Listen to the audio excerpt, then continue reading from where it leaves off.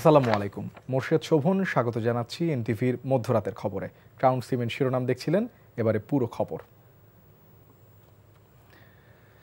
বিএনপির ভারপ্রাপ্ত চেয়ারম্যান তারেক রহমান বলেছেন, অন্তর্বর্তীকালীন সরকার প্রধান কাজ নির্বাচন আয়োজন করা। দ্রুত জাতীয় নির্বাচনের প্রত্যাশা করেন তিনি। সরকারের রক্তচক্ষু উপেক্ষা করে বিএনপির রাষ্ট্র সংস্কারের রূপরেখা দিয়েছে উল্লেখ করে তিনি বলেছেন, ক্ষমতায় গেলে ৩১ দফা বাস্তবায়ন করা হবে। যশোর জেলা বিএনপির কাউন্সিলে ভার্চুয়ালি যুক্ত হয়ে এসব বলেন তারেক রহমান। আনোয়ার হোসেন মিলনের ক্যামেরায় সাইফুল ইসলাম সজলকে সাথে নিয়ে হাসান মাহমুদের রিপোর্ট। যশ, খ্যাতি আর ইতিহাস ঐতিহ্যের ধারক কপোতাক্ষ নদ তীরবর্তী যশোর জেলা বিএনপির দ্বিবার্ষিক সম্মেলনের এমন আয়োজন দীর্ঘ ১৬ বছর পর। শহরের জাতীয় ঈদগাহ ময়দানে উদ্বোধনী অনুষ্ঠান শেষে সম্মেলনের সামিয়ানার তলে সমবেত জেলার ৮ উপজেলা ও ৮টি পৌরসভা কমিটির ১,৬১৬ সদস্যের উদ্দেশ্যে লন্ডন থেকে যুক্ত হয়ে বিএনপির ভারপ্রাপ্ত চেয়ারম্যান তারেক রহমান বলেন, উৎখাত হওয়া স্বৈরাচার দেশের সব প্রতিষ্ঠান ধ্বংস করে গেছে। বিএনপি চায় পুনর্গঠন। অনেকের অনেক সুন্দর সুন্দর কথা আমরা দেখতে পাচ্ছি পত্রিকার মাধ্যমে, মিডিয়ার মাধ্যমে, কিন্তু সেদিন এইসব ব্যক্তির কাছ থেকে আমরা কোনো সংস্কারের কোনো কথা শুনতে পারিনি। কিন্তু সেদিন একমাত্র আপনাদের দল, আপনাদের এই প্রিয় দল বাংলাদেশ জাতীয়তাবাদী দল, সেই স্বৈরাচারের রক্তচক্ষুকে উপেক্ষা করে দেশ পুনর্গঠনের কথা বলেছে। কিভাবে আমরা রাষ্ট্রকে মেরামত করতে চাই, রাষ্ট্র কাঠামোকে মেরামত করতে চাই, কিভাবে ভেঙে পড়া প্রতিটি প্রতিষ্ঠানকে আবার মেরামত করতে চাই। স্বৈরশাসন আমলে বিএনপির ৬০ লক্ষ নেতাকর্মীর বিরুদ্ধে মিথ্যা মামলা হয়েছে উল্লেখ করে তারেক রহমান আশা প্রকাশ করেন, অন্তর্বর্তী সরকার দ্রুতই নির্বাচনের আয়োজন করবে। অন্তর্বর্তীকালীন যে সরকার, এই সরকার যার প্রধান কাজ হচ্ছে দেশের মানুষের প্রত্যাশা অনুযায়ী একটি নিরপেক্ষ স্বচ্ছ নির্বাচন উপস্থাপন করা বা উপহার দেওয়া দেশকে, আমরা প্রত্যাশা করি সেই কাজটি মনোযোগ সহকারে যত দ্রুত সম্ভব এই অন্তর্বর্তীকালীন সরকার সেটি করবেন এবং সেই নির্বাচনের মাধ্যমে বাংলাদেশ জাতীয়তাবাদী দল এই দেশের মানুষের সমর্থন নিয়ে সরকার গঠনে সক্ষম হলে সবচাইতে মূল্যবান কাজ হচ্ছে দেশকে পুনর্গঠন করা। জনরায়ে বিএনপি দেশ পরিচালনার দায়িত্ব পেলে শিক্ষা, স্বাস্থ্য, কৃষি, শিল্পসহ সব খাতে সমৃদ্ধির জন্য কাজ করবে জানালেন তারেক রহমান। অনুষ্ঠানে বক্তব্য দেন স্থানীয় ও কেন্দ্রীয় নেতারা। পরে ভোটের মাধ্যমে জেলা কমিটি নির্বাচন করেন কাউন্সিলররা। দলের নীতিবিরুদ্ধ কাজ করলে নেতা এবং কর্মীর বিরুদ্ধে বিএনপি ব্যবস্থা নেয়, আর এটি নিয়ে অনেকেই ষড়যন্ত্র করার চেষ্টা করছেন উল্লেখ করে তারেক রহমান বললেন, এমন জেলা সম্মেলনের মধ্য দিয়ে দলের ভেতরে নেতৃত্ব গঠন এবং পাশাপাশি গণতান্ত্রিক চর্চা অব্যাহত থাকবে। Hasan Mahmud, NTV news, Jessore. পরিবর্তিত প্রেক্ষাপটে বাসযোগ্য একটি সুন্দর দেশ গড়তে সবাইকে আরও আন্তরিক হওয়ার আহ্বান জানিয়েছেন বিএনপি মহাসচিব মির্জা ফখরুল ইসলাম আলমগীর। আর বিএনপির জাতীয় স্থায়ী কমিটির সদস্য আমির খসরু মাহমুদ চৌধুরী বলেছেন, পুলিশের চাপে যখন আন্দোলন থেমে গিয়েছিল তখন ত্রাতা হিসাবে এগিয়ে এসেছিল বেসরকারি বিশ্ববিদ্যালয়ের ছাত্ররা। বিস্তারিত ইফতেখার রিজার রিপোর্টে। শনিবার সকালে জাতীয় প্রেস ক্লাবে প্রয়াত সাংবাদিক মাহফুজ উল্লাহর মরণোত্তর পদক প্রাপ্তি উপলক্ষে আয়োজন করা হয় আলোচনা সভা। আলোচনায় অংশ নিয়ে বিএনপি মহাসচিব বলেন, ছাত্র জনতার বিজয়ের ভিত্তি স্থাপনে ভূমিকা রেখেছিলেন সাংবাদিক মাহফুজ উল্লাহ। আহ্বান জানান বাসযোগ্য দেশ গড়তে সবাইকে আরও আন্তরিক হওয়ার। আরো অনেক বেশি আন্তরিক হওয়া প্রয়োজন এবং সত্যিকার অর্থেই আমরা যেন সবাই ভবিষ্যৎ প্রজন্মের জন্য যে কথাটাকে বলা হয়েছে বাসযোগ্য দেশ, তিতুমির বলেছে, সেই বাসযোগ্য দেশ তৈরি করার জন্য সবাই যেন কাজ করতে পারে। পরে জাতীয় প্রেস ক্লাবে জাতীয়তাবাদী সিএনজি অটোরিকশা দলের এক আলোচনায় দলের স্থায়ী কমিটির আরেক সদস্য ডক্টর আব্দুল মঈন খান বলেন, ক্ষমতায় যেতে পারলে শ্রমিকদের অধিকার নিশ্চিত করা হবে। সুষ্ঠু নিরপেক্ষ নির্বাচনের মাধ্যমে আমাদের সরকারের দায়িত্ব পরিচালনার কোনো সুযোগ যদি এই দেশের মানুষ আমাদের দেয়, আমি স্পষ্ট ভাষায় আজকে বলে যাচ্ছি, আমি যদি কোনো সুযোগ পাই, আমি সবার আগে আপনাদের যে যৌক্তিক দাবি দেওয়া সেগুলো পূরণের জন্য। এদিকে দুপুরে শ্যামলীতে বেসরকারি বিশ্ববিদ্যালয়ে ছাত্রদের সদস্য ফর্ম বিতরণ অনুষ্ঠানে অংশ নিয়ে বিএনপি স্থায়ী কমিটির সদস্য আমির খসরু মাহমুদ চৌধুরী বলেন, ক্ষমতা দীর্ঘস্থায়ী করতে নতুন নতুন ফন্দি করা হচ্ছে। আন্দোলন যখন থেমে গেছে একটা পর্যায়ে, ঢাকা ইউনিভার্সিটি দখল করার পরে পুলিশ ত্রাণকর্তা হিসাবে এসেছে বেসরকারি বিশ্ববিদ্যালয় হাইজ্যাক করে আন্দোলন, যে ক্ষমতায় যাওয়া, ক্ষমতা অব্যাহতভাবে দখল করা, এটা তো হাসিনার প্রক্রিয়া। মানে গণতান্ত্রিকভাবে ক্ষমতা দখল করো, অব্যাহতভাবে ক্ষমতায় থেকে যাও। কেমন জানি মনে হচ্ছে আবার সেই ভূত ফেরত এসেছে আমাদের মধ্যে। Iftekhar Reza, NTV news, Dhaka. জনদুর্ভোগ লাঘবে জাতীয় নির্বাচনের আগে স্থানীয় সরকার নির্বাচন দেওয়ার দাবি জানিয়েছেন জামায়াতের আমির ডাক্তার শফিকুর রহমান। শনিবার দুপুরে চাঁদপুরের হাজীগঞ্জ বিশ্ব রোডের এক পথসভায় এমন বক্তব্য দেন তিনি। স্থানীয় নির্বাচনের মাধ্যমে নির্বাচন কমিশনও দক্ষ হয়ে উঠতে পারবে বলেও এ সময় অভিমত দেন তিনি। জামায়াত আমির আরও বলেন, জাতীয় নির্বাচনের আগে সরকারের ন্যূনতম সংস্কার সারা উচিত। 5ই আগস্টের গণ অভ্যুত্থানের মাধ্যমে যারা দেশকে ফ্যাসিবাদ মুক্ত করেছেন তারা আর দুঃশাসন এবং দুর্নীতি মেনে নেবে না বলেও হুঁশিয়ারি দেন জামায়াতের আমির। জেলা নায়েবে আমির অ্যাডভোকেট মাসুদুল ইসলাম বুলবুলের সভাপতিত্বে পথসভায় আরও বক্তব্য রাখেন জেলা সেক্রেটারি অ্যাডভোকেট শাহজাহান মিয়া। জনপ্রতিনিধি শূন্য, এখন সেবক শূন্য। আমরা বলছি আগে তাড়াতাড়ি জনদুর্ভোগ নিরসনের জন্য স্থানীয় নির্বাচনটা দিতে হবে। স্থানীয় নির্বাচন হলেই জনগণের এই দুর্ভোগটা কাটবে। তারপরে অবশ্যই জাতীয় নির্বাচনও দিতে হবে। তবে জাতীয় নির্বাচনের আগে জনগণ চায় মৌলিক কিছু সংস্কার হতে হবে। পরিবারতন্ত্রহীন রাজনীতি প্রতিষ্ঠা করা যোগ্য নেতৃত্বকে পথ ছেড়ে দেয়াই হবে নতুন রাজনৈতিক দলের বৈশিষ্ট্য, বলেছেন জাতীয় নাগরিক কমিটির মুখ্য সংগঠক সার্জিস আলম। শনিবার সন্ধ্যায় রাজধানীর চীনমৈত্রী সম্মেলন কেন্দ্রে সশস্ত্র বাহিনীর সাবেক সদস্যদের আয়োজনে নতুন বাংলাদেশ বিনির্মাণে জাতীয় নাগরিক কমিটির সদস্যদের সাথে মতবিনিময় সভায় কথা বলেন তিনি। এ সময় নতুন রাজনৈতিক দলে অংশ নিতে সামরিক বাহিনীর সাবেক সদস্যদের আহ্বান জানান সার্জিস আলম। দেশ গঠনে সাবেক সামরিক সদস্যদের দক্ষতাকে কাজে লাগানোর কথাও বলেন তিনি।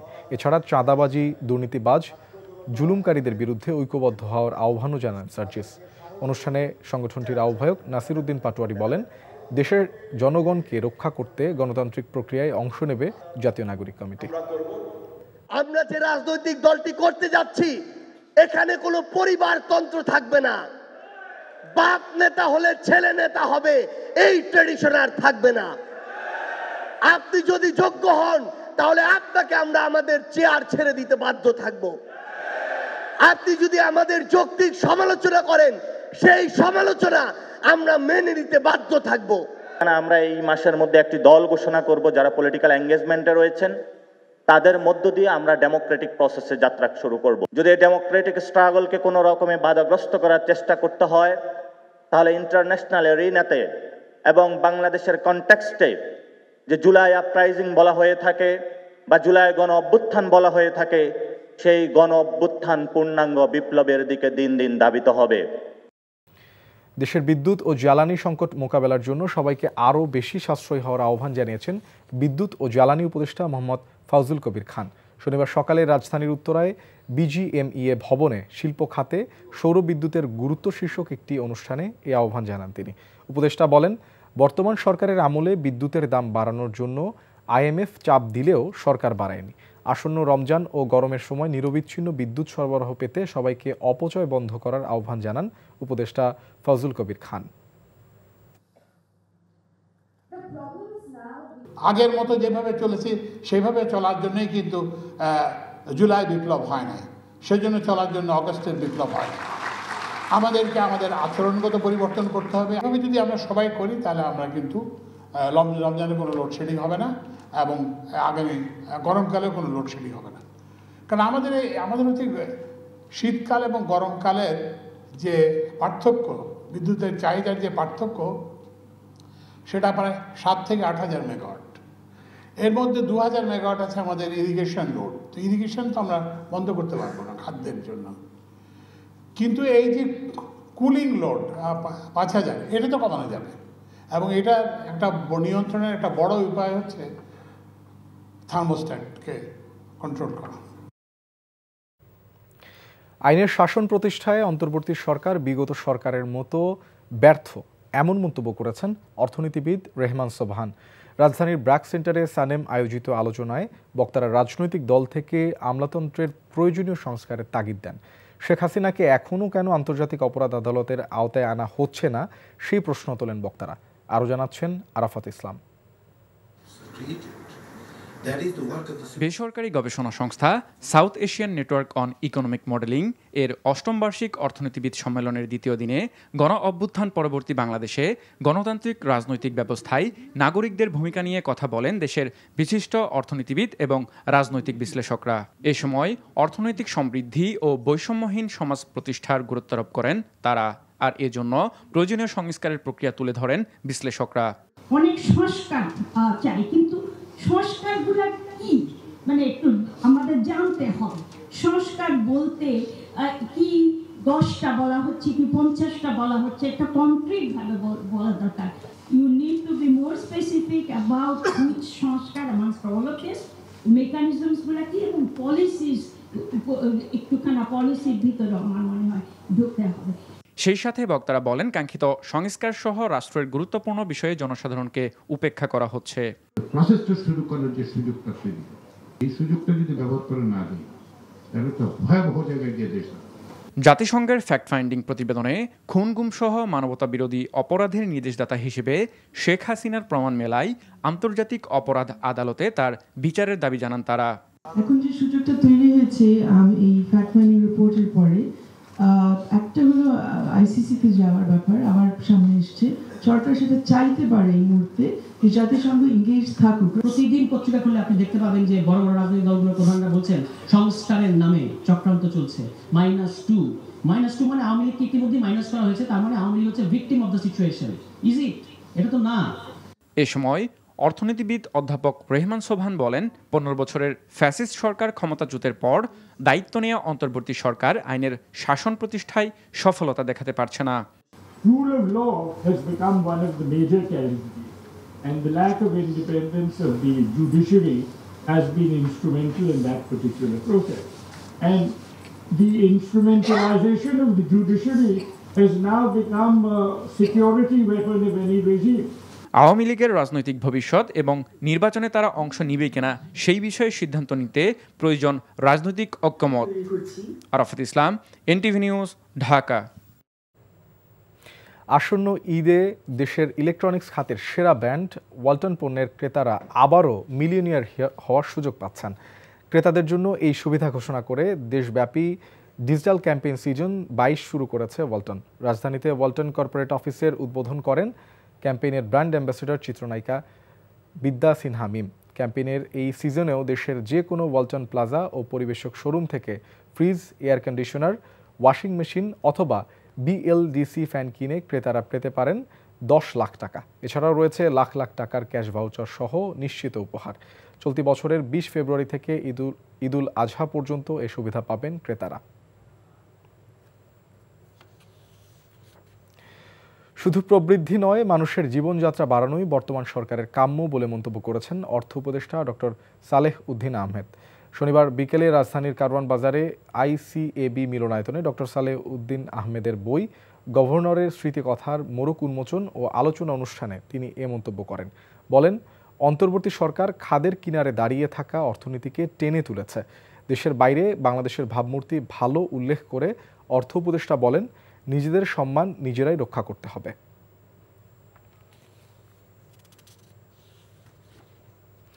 বর্ণাঢ্য আয়োজনে অনুষ্ঠিত হয়ে গেল ইউনাইটেড ইন্টারন্যাশনাল ইউনিভার্সিটির প্রাক্তন ছাত্রছাত্রীদের নিয়ে আয়োজন ছবি ফেস্ট ও অ্যালামনাই রিউনিয়ন।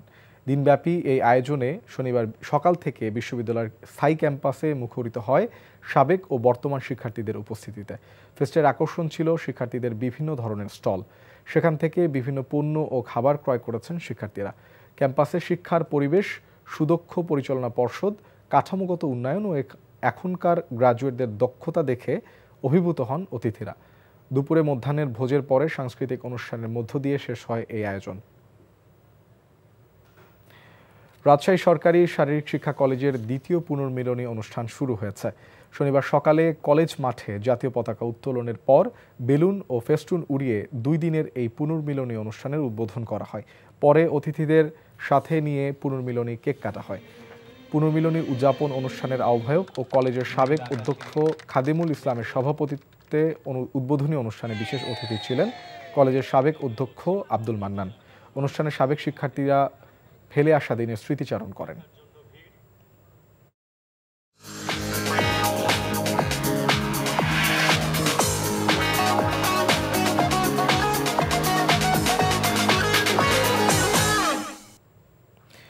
এবারে মার্কেন্টাইল ব্যাংক অর্থনীতির খবর। সামাজিক ন্যায় বিচার প্রতিষ্ঠায় জাকাতের ভূমিকা গুরুত্বপূর্ণ উল্লেখ করে সমাজে এর প্রভাব দৃশ্যমান করার তাগিদ জানিয়েছেন বাণিজ্য উপদেষ্টা শেখ বশির উদ্দিন। জুলাই গণঅভ্যুত্থানের পর এনবিআরের সংস্কার জরুরি বলেও জানান তিনি। শনিবার দুপুরে রাজধানীর আলোকি কনভেনশন সেন্টারে 2 দিন ব্যাপী 13তম জাকাত ফেয়ারের উদ্বোধনী অনুষ্ঠানে তিনি এসব কথা বলেন। বাণিজ্য উপদেষ্টা বলেন, সমাজের বৈষম্য দূর করতে হলে সম্পদের সুষম বন্টন প্রয়োজন। এজন্য প্রত্যেকের নৈতিক ও ধর্মীয় দায় সমন্বিতভাবে বাস্তবায়ন করারও গুরুত্ব আরোপ করেন তিনি। সেন্টার ফর জাকাত ম্যানেজমেন্ট আয়োজিত এবারের মেলার প্রতিপাদ্য নতুন বাংলাদেশ বিনির্মাণে জাকাত। মেলায় বিভিন্ন আর্থিক ও জাকাত প্রতিষ্ঠানের স্টল, জাকাত সম্পর্কিত বিভিন্ন প্রশ্নোত্তরের জন্য কনসালটেশন ডেস্ক ও ইসলামী বইয়ের স্টল রয়েছে।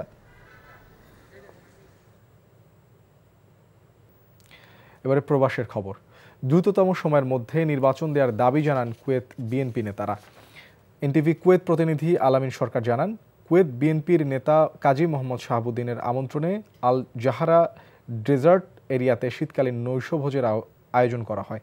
উপস্থিত ছিলেন কুয়েত বিএনপির সাধারণ সম্পাদক আবুল হাশেম এনাম, সিনিয়র সহসভাপতি আব্দুল কাদের মোল্লা, সিনিয়র নেতা শোয়েব আহমেদ ও বৃহত্তর ফরিদপুর জাতীয়তাবাদী ফোরামের নেতৃবৃন্দ। কুয়েত বিএনপি ও সহযোগী নেতৃবৃন্দের উপস্থিতিতে অনুষ্ঠানটি মিলন মেলায় পরিণত হয়। আন্তর্জাতিক মাতৃভাষা দিবস উপলক্ষে আলোচনা সভা ও সাংস্কৃতিক অনুষ্ঠানের আয়োজন করে জিসাসের সৌদি আরব পূর্বাঞ্চলীয় কেন্দ্রীয় আহ্বায়ক কমিটি। এনটিভি সৌদি আরব প্রতিনিধি ফারুক আহমেদ জানান, কমিটির আহ্বায়ক কবি শাহিনুরের সভাপতিত্বে এবং সিনিয়র যুগ্ম আহ্বায়ক শহীদুল ইসলাম ও পূর্বাঞ্চল বিএনপির সাবেক প্রচার সম্পাদক মোহাম্মদ কাজী আইয়ুব আলীর যৌথ সঞ্চালনায় প্রধান অতিথি ছিলেন পূর্বাঞ্চল কেন্দ্রীয় বিএনপির সহসভাপতি মোহাম্মদ মোফাজ্জেল হোসেন স্বপন। প্রধান বক্তা ছিলেন পূর্বাঞ্চল কেন্দ্রীয় বিএনপির সিনিয়র যুগ্ম সাধারণ সম্পাদক মোহাম্মদ তাজুল ইসলাম গাজী। সৌদি আরবের ঢাকা ওয়াসার ব্যবস্থাপনা পরিচালক মোহাম্মদ ফয়জুল রহমানকে সংবর্ধনা দিয়েছে ফরিদপুরের সদরপুর উপজেলা ঐক্য ফোরাম জেদ্দা। এনটিভি জেদ্দা প্রতিনিধি মাসুদ সেলিম জানান, পবিত্র উমরাহ পালনে আসা ঢাকা ওয়াসার ব্যবস্থাপনা পরিচালক মোহাম্মদ ফজলুর রহমান সদরপুরেরই সন্তান। সভায় সভাপতিত্ব করেন মোহাম্মদ আব্দুস সোবহান। সংগঠনের সদস্য সচিব আওলাদ হাসানের সঞ্চালনায় বিশেষ অতিথি ছিলেন আলমগীর হোসেন, হানিস সরকার, আমজাদ হোসেন সহ সদরপুর উপজেলার প্রবাসীরা। সভায় বৈধ চ্যানেলে আরও বেশি রেমিটেন্স পাঠাতে প্রবাসীদের আহ্বান জানানো হয়। সংযুক্ত আরব আমিরাতে ইসলে সওয়াব মাহফিলের আয়োজন করে মুনিরিয়া যুব তাবলিগ কমিটি বাংলাদেশ। এনটিভি আমিরাত প্রতিনিধি মামুনুর রশিদ জানান, আমিরাতের ইন্টারন্যাশনাল উইনার্স ক্লাবে আয়োজিত মাহফিলে প্রধান অতিথি ছিলেন কাগতিয়া আলিয়া গাউসুল আজম দরবার শরীফের মোর্শেদে আজম মাদ্দা হিলুল আলী। মাহফিলে সভাপতিত্ব করেন সাংগঠনিক তদারক পরিষদের আহ্বায়ক মোহাম্মদ হারুন এম আজাদ। বক্তব্য দেন মাওলানা মোহাম্মদ জাফর, মাওলানা মোহাম্মদ সেকান্দার বাড়ি ও মাওলানা মোহাম্মদ মুজিবুল করিম সাইমন সহ আরও অনেকে। আবুধাবি, দুবাই সহ 7টি প্রদেশ থেকে আগত বাংলাদেশি ছাড়াও বিভিন্ন দেশের প্রবাসীরা উপস্থিত ছিলেন। এবার ইস্পাহানি প্রিমিয়ামটি খেলার খবর। রাজনীতিবিদ নয়, খেলোয়াড় সাকিব আল হাসানকে ঢাকা লিগে দেখতে চান লেজেন্ডস অফ রূপগঞ্জের স্বত্বাধিকারী লুৎফর রহমান বাদল। অন্যদিকে দলবলের প্রথম দিনে অগ্রণী ব্যাংকের অধিনায়ক দায়িত্ব পাওয়া ইমরুল কায়েস জানিয়েছেন, কম পারিশ্রমিকে খেলা পারফরমেন্সে প্রভাব পড়ে না। রিপোর্ট কুশল ইয়াসিরের। এই ব্যস্ততা পেশাদার ক্রিকেটারদের সবচেয়ে গুরুত্বপূর্ণ টুর্নামেন্ট ঢাকা লিগ নিয়ে। দলবদলের প্রথম দিনে মিরপুর সিসিডিএম কার্যালয়ে হাজির ক্রিকেটার সংগঠকরা। তবে সবচেয়ে বড় খবর হচ্ছে আসন্ন ঢাকা লিগে লেজেন্ডস অব রূপগঞ্জে নাম লিখিয়েছেন সাকিব আল হাসান। সাকিবকে খেলাতে আশাবাদী তাই দলে নিয়েছেন বলছে লেজেন্ডস অব রূপগঞ্জ কর্তৃপক্ষ। সাকিবকে আমি মনে করি আমি যদি ক্ষমতায় থাকতাম তাহলে সাকিবকে খেলানো হতো, বিকজ সাকিবের অবদানেই কিন্তু আমরা চ্যাম্পিয়ন্স ট্রফি খেলতেছি। সাকিব একটা আমাদের দেশে বড় সম্পদ, আপনারা আমি আগেও বলেছি, এবং তাকে আমাদেরকে কাজে লাগাতে হবে। আপনারা যদি দেখেন পৃথিবীতে এটা সেকেন্ড রেফারেন্স হবে না যে কোনোভাবেই সে 12 বছর 3টা ফরম্যাটে নাম্বার 1 অলরাউন্ডার ছিল। এটা পৃথিবীতে আর আসবে কিনা আমি সন্দেহ। এবারের ঢাকা লিগে অন্যবারের তুলনায় কম পারিশ্রমিকে খেলছেন ক্রিকেটাররা। তাদের আশা আগামী আসরে এই সমস্যার সমাধান হবে। ফাইন্যান্সিয়াল দিক থেকে প্লেয়াররা একটু হলেও পিছিয়ে গেছে, বাট অ্যাট দ্য এন্ড আমার মনে হয় যে প্লেয়ারদের তো খেলতে হবে, তো সেই দিক থেকে সবাই স্যাক্রিফাইস করেছে এবং আমার মনে হয় যে সবাই চেষ্টা করবে যে এই বছরটাকে মানে ম্যানেজ করে হয়তো নেক্সট ইয়ার আবার যেন সব কিছু ঠিক থাকে। 3 মার্চ থেকে শুরু হবে 12 দলের টুর্নামেন্ট। রোববার শেষ দিনের মতো হবে দলবদল। কুশল ইয়াসির, এনটিভি নিউজ, ঢাকা।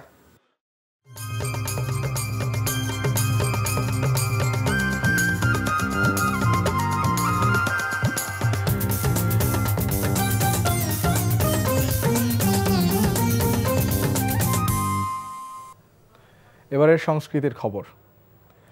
কবিতার শক্তি, কবিতায় মুক্তি এই স্লোগানকে ধারণ করে সাহিত্যে অনুষ্ঠিত হলো ইপসা সমধারা 11তম কবিতা উৎসব 2025। শনিবার বিকেলে সাহিত্য কেন্দ্রের প্রধান মিলনায়তনে ইপসা সমধারার উদ্যোগে আয়োজিত উৎসবটি সদ্য প্রয়াত কবি হেলাল হাফিজকে উৎসর্গ করা হয়েছে। অনুষ্ঠানে 200 কবির কবিতা নিয়ে পদাবলীর যাত্রা 2025 নামে একটি কাব্যগ্রন্থ প্রকাশিত হয়। এ সময় নিয়মিত সমধারার 105তম সংখ্যার মোড়ক উন্মোচন করা হয়। অনুষ্ঠানে উপস্থিত ছিলেন কবি ও প্রাবন্ধিক ফরিদ আহমেদ দুলাল, কথাসাহিত্যিক সাংবাদিক মোস্তফা কামাল, জাতীয় প্রেস ক্লাবের সাধারণ সম্পাদক আইয়ুব ভূঁইয়া সহ কবি, লেখক ও সাংস্কৃতিক অঙ্গনের ব্যক্তিবর্গরা।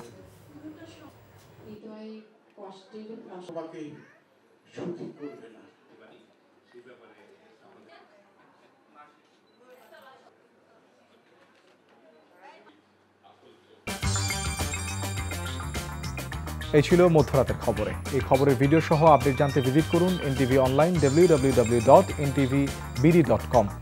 এছাড়াও এনটিভির জনপ্রিয় সব অনুষ্ঠান ও খবরের আপডেট জানতে ভিজিট করুন আমাদের ইউটিউব ও ভেরিফাইড ফেসবুক পেজে। সকাল 7:30টায় সকালের খবর দেখার আমন্ত্রণ রইল। ধন্যবাদ সবাইকে।